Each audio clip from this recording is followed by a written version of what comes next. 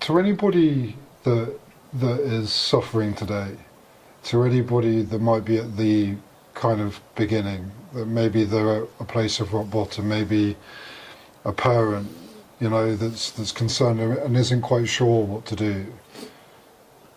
Having gone through treatment, having got 2.5 years sobriety, experience recovery, in it right now, what advice would you give? I don't know, I do know, but I don't know if I would. I was down to see a friend of mine on Saturday, and our son is alcoholic, but he pretends he isn't. Mm. He says he's not had a drink, but you can tell straight away he's been drinking. And he came out, I was going, I said, I'll go, leave the family, get around. I went out and he came round and he said, everybody tells me. I went to an AA meeting and it was awful and all this. I said, look, you aren't you, are you? When you drink, you're not you, the person that's loving and caring and all the rest of it, who your mother loves. Yeah, I know that. He said, I don't want to be me. What could I say to him? If he doesn't want that, how can you make somebody want to be like that? I think you have to reach a stage in your life and people recognise it, your family recognise it, that it's time, there's something, you need help. Yeah. And I think it has to be done that way. There's no way that I could go up to somebody and say, and what he said to me, this kid, which I thought was good, he said, at least you ain't offered me a phone number or something like that. I said, I don't, there's no point. I said, you're not ready, are you? You still want to drink, don't you? Yeah. What's the point? There's no way I'm going to get him to stop drinking. No way. You have to reach a stage in your life where you recognise it yourself that you have to knock on the head. Yeah. Otherwise, you go into a rehab and you go to meetings, and within about 6 months or 3 months or whatever, you just go back because you just miss it. Yeah. The person has to want to do it, and if they don't, you can't pick someone up and chain them to a radiator against their will if they don't want it. And I think you're absolutely right. The person has to get to that place, which is sad in a sense because it can go so much lower.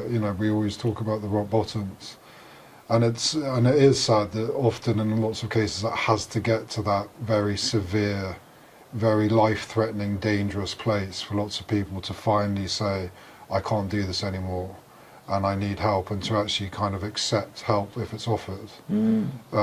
So yeah, I totally agree, and it's almost the same with recovery. The fact that it has to come from a place of genuine want, not just to get sober, but to continue to stay sober.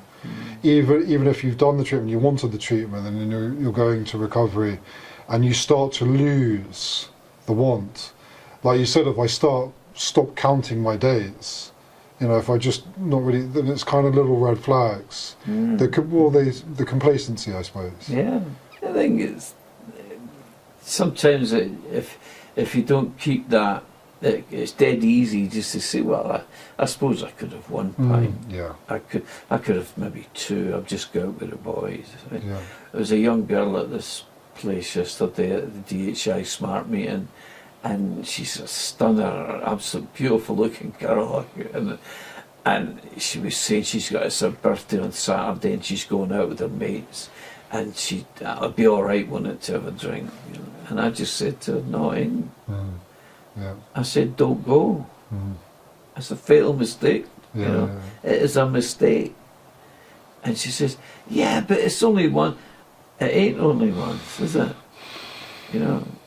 I said many times back in the day, I'm only going out for one, and 2-3 days later I was still pissed. It's just not there. And what's brilliant for me is that I recognise it, and I hope to God that I can keep recognising it. Listening to you, it sounds like you've you've got a really good balance. You know, and I see you come to the aftercare and, you know, engage with the community, and, you know, you're vocal, you know, and you're engaging, you know, sociable.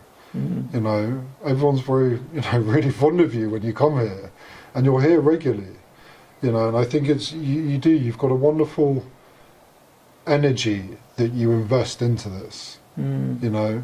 I know we talk about, you know, the Netflix, and there are times alone when you're at home, but you're investing a lot of your time, you know, into the various outlets, and you've given yourself a broad spectrum, you know, of different things. Yeah.